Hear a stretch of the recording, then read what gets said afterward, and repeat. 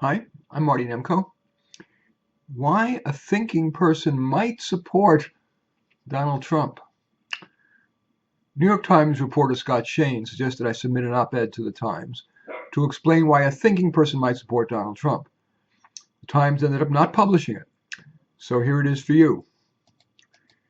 Of course, no thinking person should support any person's entirety, and I can't imagine a thinking person supporting Trump's shoot-from-the-hip style, his protectionist trade policies, his formerly demeaning women, his hubris in not sequestering his assets, which were rich with conflict potential, nor his carelessness, if not his collusion, in dealing with Russia. Nor, of course, frankly, a side note, is it unimaginable that someone would vote for Hillary Clinton who used a hammer and bleaching software to hide emails that could easily be evidence to prove she was trying to subvert the presidential election. But I digress. But many of the people who voted for Trump, including the 52% of white women who did, thereby shunning the first would-be woman president, those people, Trump voters, male and female, should not be dismissed as mere ignorant, what Hillary called deplorables from flyover states. One reason people support Trump, currently even, is because they recognize that the Neville Chamberlain-like appeasement approach of peaceniks like Obama and John Kerry merely embolden. Tough guys like Kim Jong-il don't respond well to nicey-nicey kumbaya. They're only likely to capitulate if they're afraid the enemy will destroy them, kind of the way Hitler was.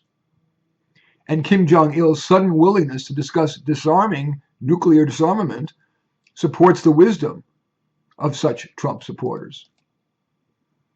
Some support for Trump also derives from the belief that he was more likely to make policy and allocate resources based on merit, not on redistributing from already struggling deplorables to other people merely because they're a woman or a minority, the infamous identity politics.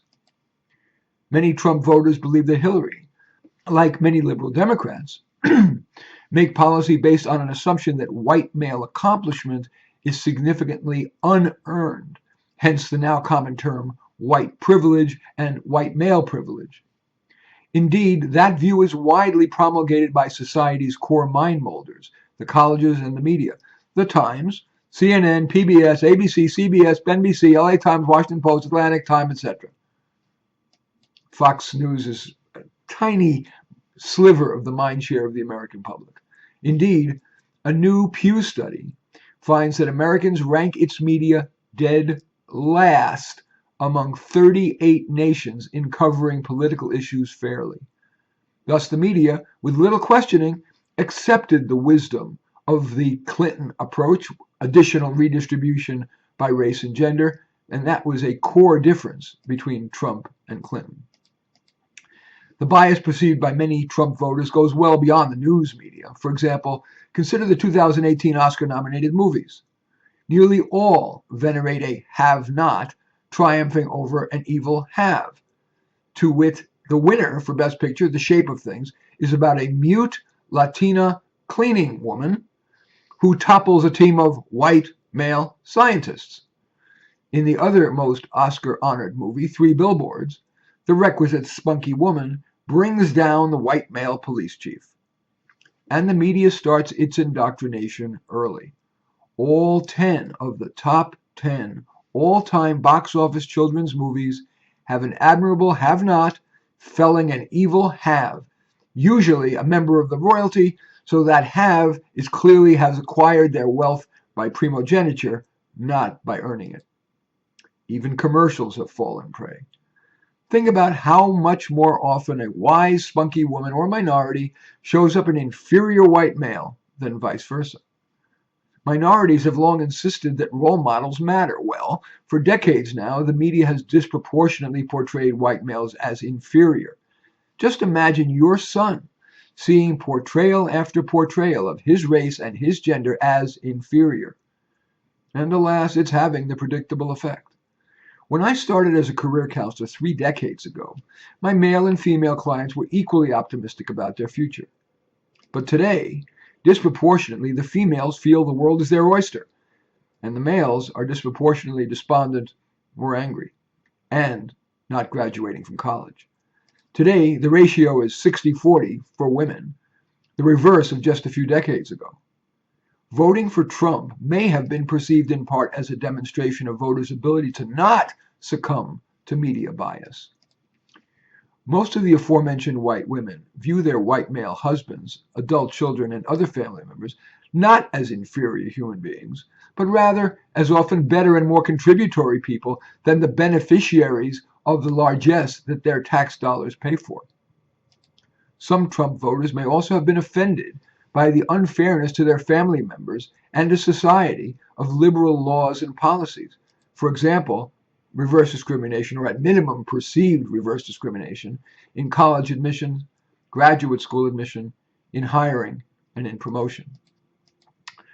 Trump ran on controlling illegal immigration. That appealed to many Trump voters who felt that Hillary and liberal Democrats in general were unwise in not only rewarding illegals by not enforcing immigration laws, but by making taxpayers pay for a panoply of services that legal residents, including the deplorables, who pay the most painful share of taxes.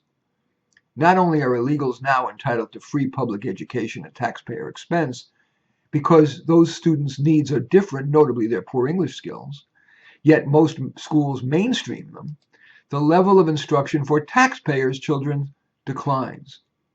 Also, the taxpayer is now forced to pay for illegal subsidized housing, subsidized transportation, subsidized health care, food stamps, and so on.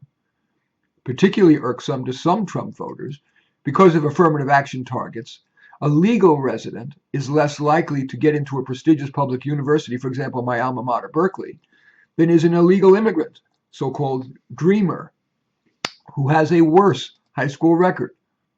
Further, even if admitted, an out-of-state legal resident ends up paying the exorbitant out-of-state tuition, while the illegal immigrant living in California pays the taxpayer-subsidized in-state tuition and may even get one of the many scholarships aimed at minorities. More broadly, many Trump voters see little personal benefit from their taxes. Disproportionately, schools' efforts focus on the very poor and lowest achievers. Also, liberals fight to avoid building new roads, forcing the already harried working class to give up more time from their already overburdened lives so they can sit in traffic, or in many locales, having to endure even longer commutes using public transportation. The working class is less likely than the poor to be among the 47% who receive taxpayer-paid payments. Many Trump voters saw such policies as unfair not only to themselves, but as a broader injustice and a formula for hurting America, likely to engender sloth or the bite that hands that feeds you syndrome. They viewed Clinton and other liberal Democrats as standard bearers for such policies. Particularly galling to many Trump voters was the rushing to judgment, the snubbing of the innocent until proven guilty pillar of American society by minorities who burned down their cities of Ferguson and Baltimore, only to learn later that the mixed-race juries found the police officers not guilty. Yet few of the arsonists received significant jail time. Rather, liberal Democrats rewarded the cities with yet more millions of tax dollars for everything from midnight basketball to small business incentives for minority-owned businesses. Speaking of small business, ever-increasing and more labyrinthine regulations, taxes, and fees are an intimidating, daunting challenge for the typical working or middle-class person who wants to start and run a small business legally. And with jobs for the middle class hollowing out, self-employment is seen as a last hope, and many Trump voters felt that was a more realizable hope with Trump as president, who ran on reducing regulations and taxes. When Hillary and liberal Democrats frequently use terms such as inclusion, diversity, and the community, many Trump voters perceive that as code for wresting yet more money from them to give to others whom they perceive as, on average, less deserving.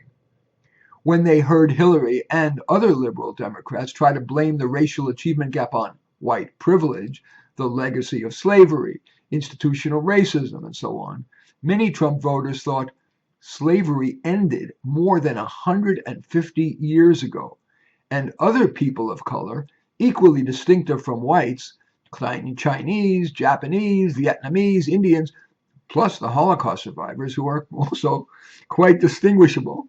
They've done better in just one generation without all the tax dollars. And they may even think that even in countries in which slavery didn't exist and that weren't colonized, or at least have been independent for a half century or more, majority black or not, in most of those countries, if not all, blacks are still at the bottom of all of those countries' socioeconomic ladders and at the top of the crime ladder. Meanwhile, the US black versus white versus Asian achievement gap remains essentially as wide as ever, despite the $22 trillion of tax money spent to try to close it, starting with President Johnson's Great Society.